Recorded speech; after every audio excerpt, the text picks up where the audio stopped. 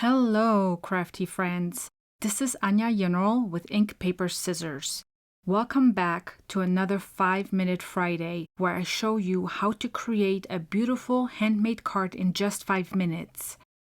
If you love quick and easy card making ideas, be sure to like this video and subscribe so you don't miss out on future crafty inspiration. Today, I'm pulling out my distressed crayons and a water brush to create a vibrant, artsy background. Super fun, super easy, and definitely a technique you'll want to try. Let's get started. I'm working with Tim Holtz watercolor cardstock today, and I'm going to start by scribbling on some distressed crayons. I'm using 3 gorgeous pearlescent colors, Hocus Pocus, Fortune Teller, and Wicked Elixir. Such a fun combo with shine. I'm applying the color in 1-inch white strips, starting with Hocus Pocus, then blending into Fortune Teller and finishing off with Wicked Elixir. No need to be perfect here, just scribble it on. Now, to bring this background to life, I'm using my Tim Holtz water brush with a flat tip.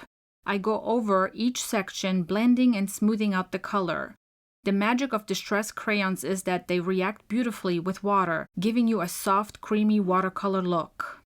I keep blending until I'm happy with the results, and if I need more pigment, I can always go back in and add another layer. Once I like the blend, I'm grabbing my heat gun to dry it quickly. You can also let it air dry, but I'm all about speed today. To help flatten my cardstock, I don't love that slight warping from watercolor. I'm popping it into a thick book while I work on the other elements.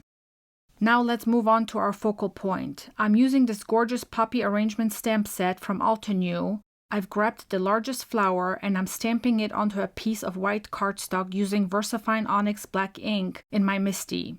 This ink is super crisp and perfect for detailed stamps like this one.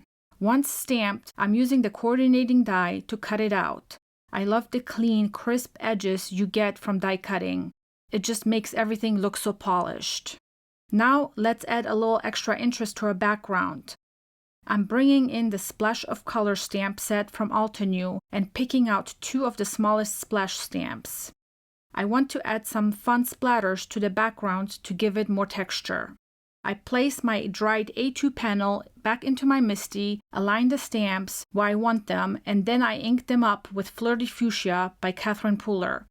Since watercolor cardstock has some texture, I need to stamp multiple times to get a nice, bold impression. Once I'm happy with the stamped splashes, it's time for our sentiment. I'm using the Be Still stamp set from Honeybee Stamps and stamping the Happy Birthday sentiment onto a scrap piece of cardstock with VersaFine Onyx black ink. Then I die cut it using the coordinating die for a nice, professional finish. Alright, time to put everything together. I'm adding foam squares behind my floral die cut to give it some dimension and placing it right onto my A2 card panel. Next, I'm popping foam strips behind my sentiment and adhering it to the top right corner of the card. Finally, I'm gluing my entire A2 panel onto an A2 card base, pressing everything down to make sure it's secure. And just like that, our card is complete. And there you have it, an easy and vibrant watercolor card using distressed crayons and simple stamping. If you love this quick tutorial, don't forget to give this video a thumbs up and subscribe for more fun card making ideas. Let me know in the comments, have you ever used distressed crayons before? I'd love to hear how you like to use them in your projects. Thanks so much for watching, and I'll see you in the next 5-Minute Friday.